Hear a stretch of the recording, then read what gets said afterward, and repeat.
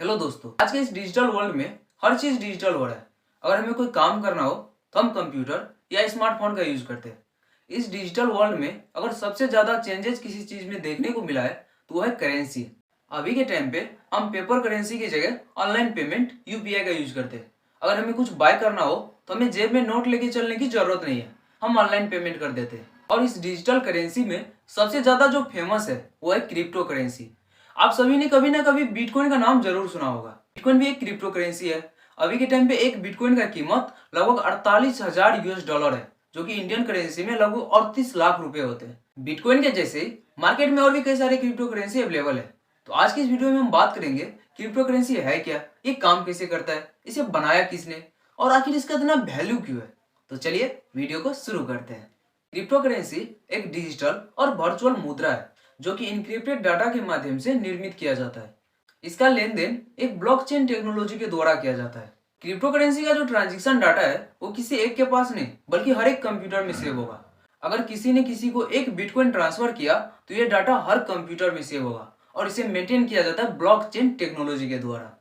Blockchain में होता क्या है कि मान लो जब एक ब्लॉक में ट्रांजैक्शन भर जाता है तो उसके साथ दूसरा ब्लॉक जुड़ जाता है, और जब उस ब्लॉक में भी ट्रांजैक्शन भर जाता है तो उसके साथ दूसरा ब्लॉक जुड़ता चला जाता है।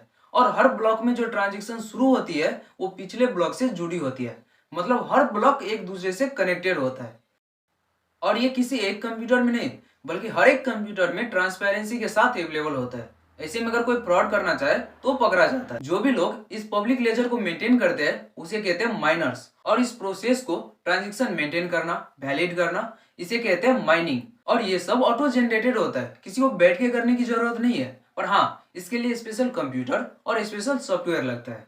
अब आपको क्रिप्टो करेंसी क्या है, ये काम कैसे करता है, ये समझ में आ गया होगा। यहाँ पर आपके मन में एक सवाल आया होगा कि अगर मेरा ट्रांजैक्शन रिकॉर्ड हर कंप्यूटर में सेव हो रहा है तो यहाँ पर तो कोई प्राइवेसी नहीं है।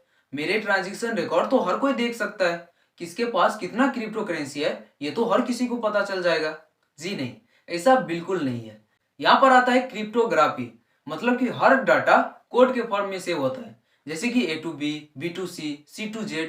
मतलब ये डाटा स्टोर तो हर कंप्यूटर में हो रहा है पर कोड के फॉर्म में स्टोर हो रहा है। इसका मतलब किसी को भी यह पता नहीं चल सकता कि यह ट्रांजैक्शन किसने और किसको किया है। हर कंप्यूटर में सेव होने की वजह से यह सिक्योर ट्रांजैक्शन और साथ ही साथ प्राइवेसी भी है। यह डिसेंट्रलाइज्ड है।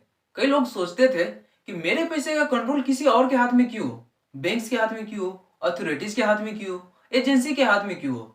कभी रुपये की वैल्यू घट गई, कभी डॉलर की वैल्यू बढ़ गई। इन सबसे लोगों को काफी प्रॉब्लम था और लोग चाहते थे कि ऐसा क्यों ना हो कि करेंसी डिसेंट्रलाइज्ड हो जाए। मतलब इस पे किसी एक का कंट्रोल नहीं बल्कि इस पे हर किसी का कंट्रोल हो। और यहाँ से कंसेप्ट आया क्रिप्टो करेंसी का। और 3 जनवरी 2009 को फर्स्ट क्रिप्टो करेंसी बिटकॉइन को क्रिएट किया गया। बिटकॉइन को जिन्होंने क्रिएट किया है उनका नाम है नाकामोटो। 2009-10 में बिटकॉइन का वैल्यू था 20 रुपये और अभी के टाइम पे इसका वैल्यू है 46,000 यूएस डॉलर, जो कि इंडियन करेंसी में 38 लाख रुपए होते हैं। और इस बीच में इसका वैल्यू 50 से 60 लाख रुपए तक भी गया था। मान लो कि अगर 2009 में किसी ने 100 रुपए का बिटकॉइन खरीदा होता तो आज के टाइम पे उसके पास होते 1,90,00,000 रुपए। बिटकॉइन के जैसे ही मार्केट में और भी कई सारी क्रिप्टो करेंसी अवेलेबल है, जैसे कि डॉजकॉइन, थेरियम, तिथर, ट्रॉन, ईटीसी। अब यहाँ पर एक सवाल आता है कि अगर क्रिप्टो करेंसी डिसेंट्रलाइज्ड है, हर किसी के पास इसका कंट्रोल है, तो इसका प्राइस कैसे फिक्स होता है।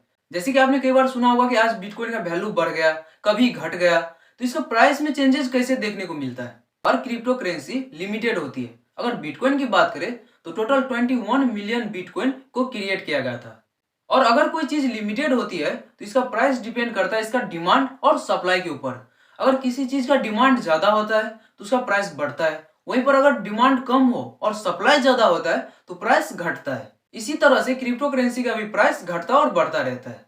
तो आज की वीडियो में बस इतना ही। अगर आपको वीडियो अच्छा लगा हो और आगे भी इस तरह की वीडियो देखना चाहते हैं तो हमारे चैनल को सब्सक्राइब करें। तो मिलते हैं किसी नए वीडियो में किसी नए टॉपिक के साथ।